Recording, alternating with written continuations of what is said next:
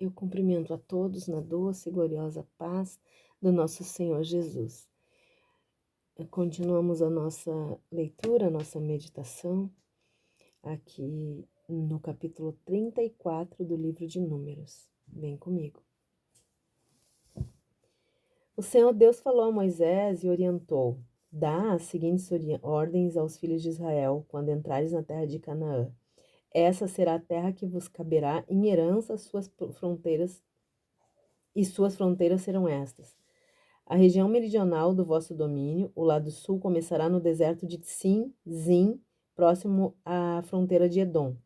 Do lado oriental a leste, a vossa fronteira sul terá início desde as extremidades de Yan, Amelã, o Mar Salgado. Depois passará pelo sul da subida de Acrabrim, dos Escorpiões, prosseguirá até Zin e irá para o sul de Kadesh Barnea, Cades Barnea. Seguindo, passará por Atsar Adar e irá até Asmon. De Asmon, a fronteira fará uma curva e se juntará ao ribeirão, que faz fronteira com o Egito e terminará no mar. Portanto, tereis por fronteira marítima o Yan, Agadol, o grande mar, esse vos será o limite ocidental a oeste. Essa será a vossa fronteira norte, setentrional. Traçareis uma linha desde o grande mar até o Monte Or. E da montanha de Or traçareis uma linha até Lebomate, sendo que o limite da fronteira será Zelade. Prosseguirá em direção a Zifron e terminará em Atsar Enã. Essa, pois, será a vossa fronteira norte. Em seguida traçareis a vossa fronteira oriental a Atsar Enã, a Sefã. A fronteira descerá de Sefã em direção a Arbel, a oriente de Aim, descendo ainda tocará a margem oriental de Kineret, Mar da Galileia. A fronteira seguirá então ao longo do Iarden, Jordão, e seus fins serão o Mar Salgado. Essas, portanto, serão as 4 fronteiras da vossa nação. Então Moisés deu as seguintes ordens aos filhos de Israel: essa é a terra que repartireis como herança para vocês por meio do sorteio, e que o Senhor ordenou que se desse às 9 tribos e a meia tribo. Porquanto a tribo dos filhos de Ruben com as famílias e a tribo dos filhos de Gade com suas famílias já receberam sua herança. A meia tribo de Manassés já recebeu igualmente a sua herança. Isso. Prestem bem atenção nisso, que nós vamos ver isso depois lá no Apocalipse. Essas 2 tribos e meia receberam sua herança ao lado leste do Jordão, frente a Jericó, na direção do nascer do sol. Então o Senhor ordenou a Moisés: estes são os nomes dos homens que repartiram a terra por herança entre vós: Eleazar, o sacerdote, e Josué, filho de Num. Designareis, pois, um príncipe de cada tribo para cooperar na distribuição da terra. E esses são os nomes dos escolhidos: Samuel, filho de Amiúde, da tribo de Simeão; Eliade, filho de Quislom, da tribo de Benjamim; Buque, filho de Jogle, o príncipe da tribo de Dan; Aniel, filho de Éfode, o príncipe da tribo de Manassés, filho de José; Quemel, filho de Siftã, o príncipe da tribo de Efraim, filho de José; Elisafã, filho de Parnaque, o príncipe da tribo de Zebulon; Pautiel, filho de Asa, o príncipe da tribo de Issacar; Aiude, filho de Selomi, o príncipe da tribo de Asser; Pedael, filho de Amiúde, o príncipe da tribo de Naphtali. Portanto, foram esses os nomes a quem o Senhor ordenou que partilhassem a herança aos israelitas na terra de Canaã.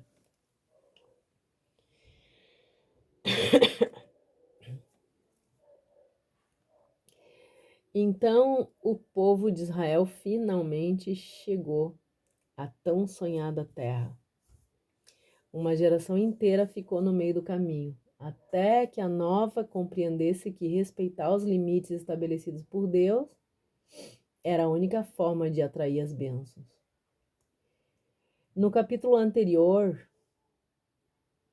diz que a Bíblia foi escrita, no capítulo anterior, no verso 2, diz que a Bíblia foi escrita por mãos de homem, mas por ordem de Deus.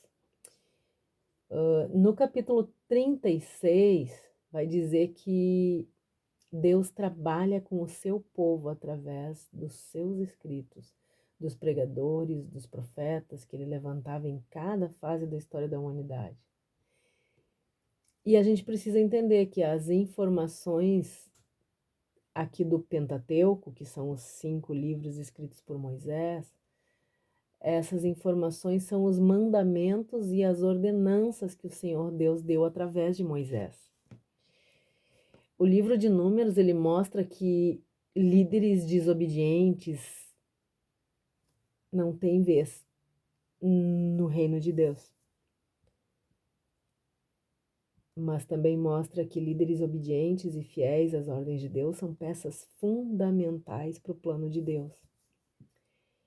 Tanto aqui como no Novo Testamento, a Bíblia diz que Deus tem critérios muito claros na escolha dos trabalhadores do reino. Caleb foi identificado por Deus como servo por ser cheio do Espírito. E ele seguiu a Deus com integridade total. Lá no capítulo 27, o Senhor ordenou a Moisés que chamasse Josué, filho de Num, lembram? Porque o homem era cheio do Espírito. Deus mandou Moisés apresentar o moço ao sacerdote Eleazar e à comunidade, ordenando que o sacerdote desse a ele parte da sua autoridade para que toda a comunidade de Israel lhe obedecesse. E agora, aqui no versículo 1 até o versículo 15,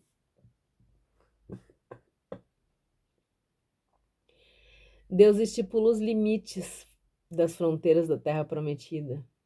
Deus ordenou que Moisés mandasse os líderes, Eleazar e Josué, escolher um de cada tribo para ajudar a distribuir a terra dentro do perímetro e da forma descrita por Deus, né?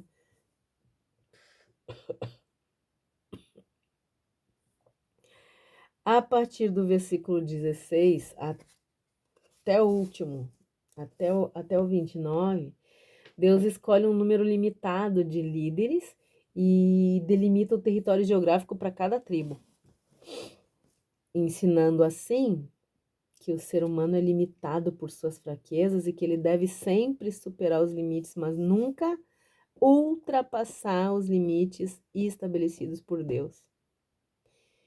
A ordem era para Israel lutar, avançar, conquistar, mas nunca sair dos limites pré-estabelecidos pelo próprio Deus. E nós precisamos saber, queridos, que a liberdade dos filhos de Deus fica dentro dos limites deste Pai, que sabe todas as coisas. Não tenta ultrapassar os limites. Nós não precisamos de liberdade, nós precisamos obedecer os limites estabelecidos pelo nosso Pai. Quem sai dos limites estipulados encontra conflitos. E esses conflitos são resultados do pecado. E quando se encontra esses conflitos como resultado do pecado, a gente se torna escravo do pecado de novo. A natureza do ser humano é terrível. E é certo que sem as delimitações de Deus, as tribos iam brigar entre si pela herança. Da mesma forma que a gente vê muitos irmãos, né, que brigam por heranças até mesmo antes dos pais morrerem. A ordem de Deus é muito clara e é uma forma de proteger seus filhos. Quem tenta ser compreensível com o pecado, quem tenta compreender o pecado, certamente vai perceber que o pecado não tem limites e ele nem trata ninguém com misericórdia. Ninguém que flerta com o pecado escapa sem se machucar. Ninguém. Aqui nesse capítulo, Deus orientou Moisés, mostrando que ele interage com os homens. Apesar de Deus ser o dono de tudo, ele deu um território bem delimitado para Israel, preparando tudo para o seu grande e maravilhoso plano de salvação, que atinge o seu ponto máximo com a vinda de Jesus Cristo, né? É fácil ver que os líderes da igreja moderna têm sido muito diferentes do que daqueles que Deus escolheu para cuidarem e para guiarem o povo até a terra prometida. Claramente, sem sombra de dúvida, a igreja foi salteada por líderes hipócritas e mentirosos, bem como eram os religiosos do tempo de Jesus Cristo. E isso acontece